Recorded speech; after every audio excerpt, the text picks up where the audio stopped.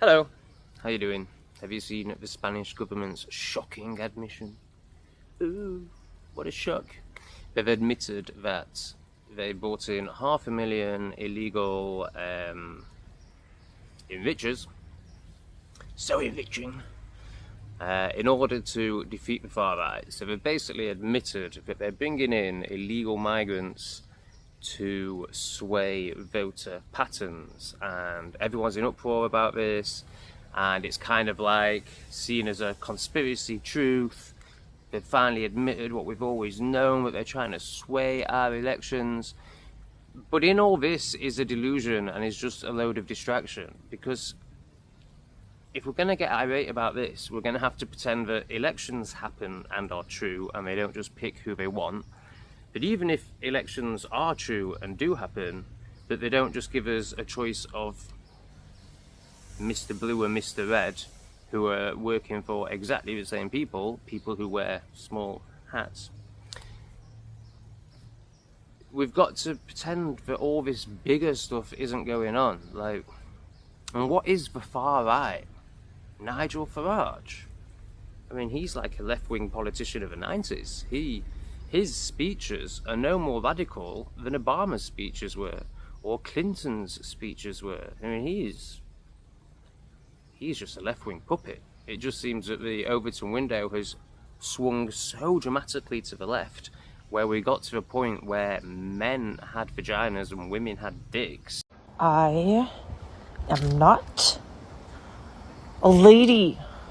That suddenly someone like Nigel Farage or Meloni in Italy is seen as far right, or we're told that they're far right. So they're bringing in a load of illegal migrants to defeat a far right that doesn't really exist in a voting system that's a sham. And we're all going to get enraged about it and further divided by it. And this is what I'm seeing massively. Division everywhere. I mean, look at America, look at Minnesota. I mean, we've got to the point where there can be a deeply nuanced situation. So let's talk like Rene Good shooting. There is no way of discussing that incident from an intellectual, honest place without acknowledging the nuance in it, without acknowledging that it's not really possible to say whether she was driving at the ICE agent or not, what her intention was.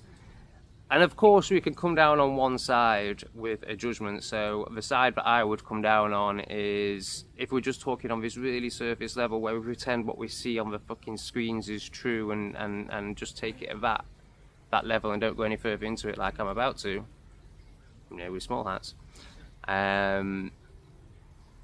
Then, I would come down on the side of the ICE agent, obviously. Like, these fucking liberal, crazy, virtue signalling, desperate for attention twats getting in the way of law enforcement. Like, of course.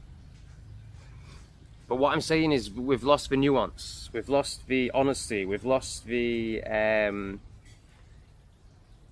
everyone is so desperate to be certain and so desperate to be right, that they'll just go on to one extreme side.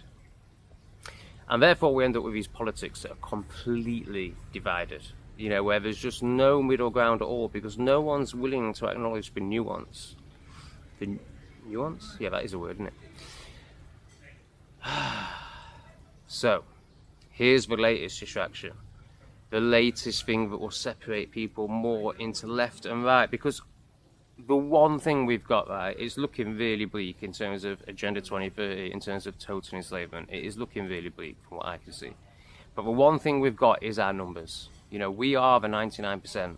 And if we were to unite, then we'd win. They'd have no chance.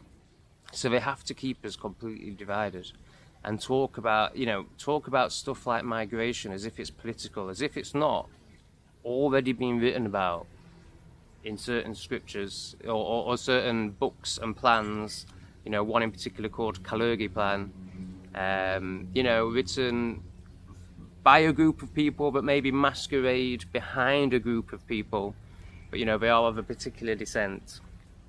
and it appears that they control the world, or they're certainly trying to dominate the world, and that has been admitted in this book that begins with K, and then there's another book that's one of their scriptures that begins with T, which we're told is what Europe is built on. Europe is the values of the Talmud, the Jewish sense of personal responsibility, of justice, and of solidarity. Now, if you look at the scriptures that are in that book, I'm not going to read any out, but, you know, there's a few interesting ones here, you know, particularly the one that says something around, you know, any girl that's not part of our club, it's okay to do physical stuff with her before the age of 9. Has to be before the age of 9, you know, it just has to be as sick as possible and as destructive as possible and traumatizing as possible, because you know, that's what these people seem to want to do. But this idea that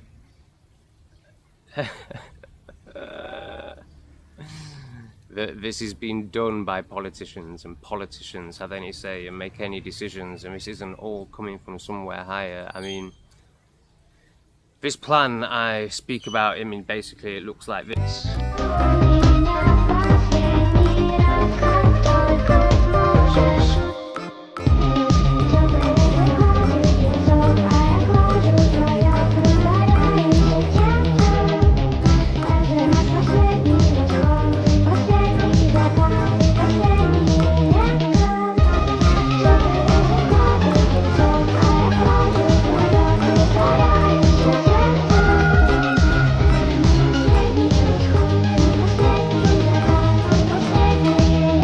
So it's the complete replacement. It's the complete replacement of a intellectual society that actually creates things and actually can run a society, you know, turning them into a degenerate mixed race, low IQ, divided, no common culture, no common community, no,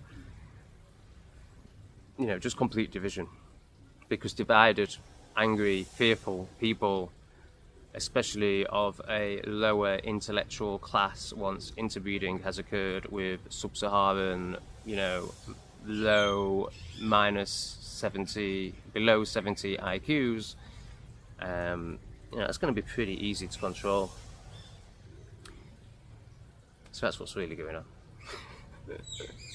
They're not bringing in illegals to sway the vote.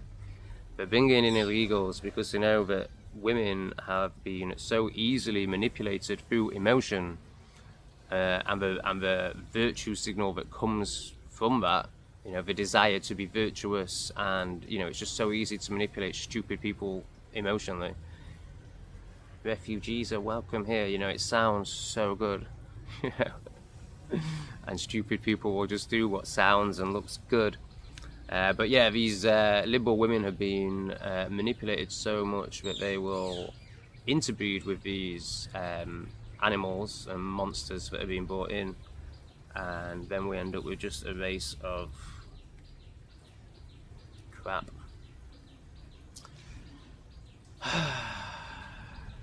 There's a few thoughts for today.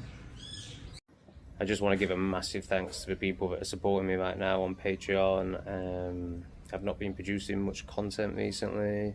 I'm about to drop a video on my other channel, The Broken Mirror, as to why that is, what's coming up for me, what's going on for me. But yeah, massive thanks to the people on Patreon that have supported me for ages, and those that are new as well. And a big thank you to that homeless guy who recently sent me a donation. So massively appreciated, like very reassuring in these times. Yeah, so if anyone wants to do that, it's massively appreciated. I know it's a massive ask, I don't expect it, but there are Patreon and Buy Me a Coffee links below if anyone has a few spare pennies and wants to support what I'm doing. It's massively appreciated. Thank you to everyone who does that. Big love.